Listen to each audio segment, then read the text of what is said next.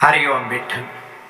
प्यारे गुरु भक्तों, संत नामदेव जी महाराज के गुरु ग्रंथ साहिब में संकलित अभंग वाणी के 28वें भाग पर आज हम चर्चा करने जा रहे हैं। संत नामदेव जी महाराज महाराष्ट्र के विश्व प्रसिद्ध संत वे हैं। संत नामदेव जी महाराज अपने इस अभंग में कहते हैं कि बहरू भूत शीतला धावे, खरवानु ओछार उड़ावे, हऊँ तऊ एक रमैया लेहूं, आन देव बदलावनी देहूं, शिव शिव करते जो नर ध्यावे, बलद चढ़े डमरू डमकावे, महामाई की पूजा करे, नर से नारी होई अवतरे, तू कहावत है आदि भवानी, मुक्ति की बरिया कहाँ छुपाने,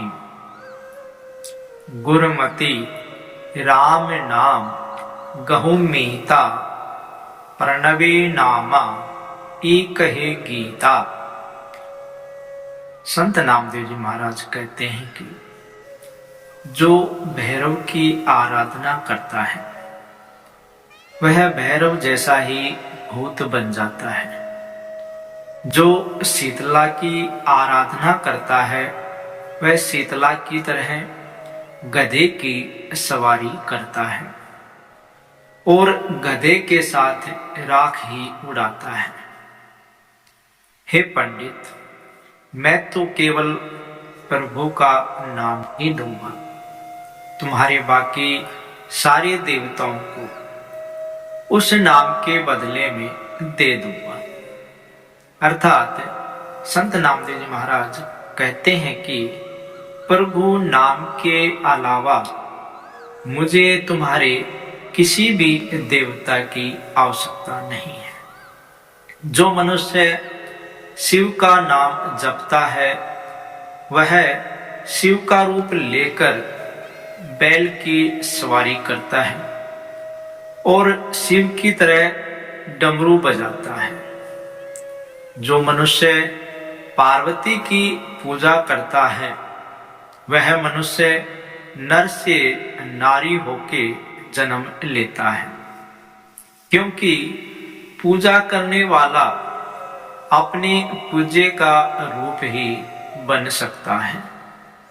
संत नामदेव जी महाराज कहते हैं कि हे भवानी, तू सबका आदि कहलवाती है, पर अपने भक्तों को मुक्ति देने के समय तू भी पता नहीं कहाँ छुपी रहती है। अर्थात मुक्ति भवानी के पास भी नहीं है।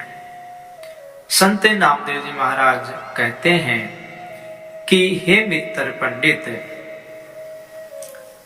सदगुरु से उपदेश लेकर प्रभु के नाम की ओट ले, अर्थात प्रभु के नाम का सहारा ले।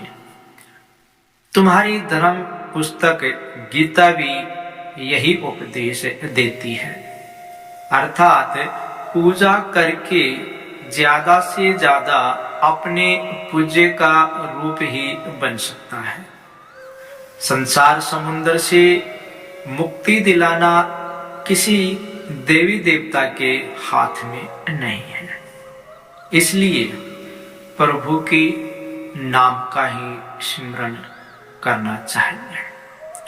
प्रभु ही मुक्ति दाता है।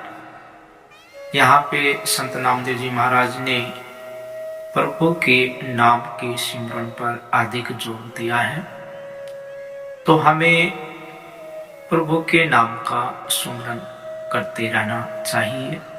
हरिओम विठल।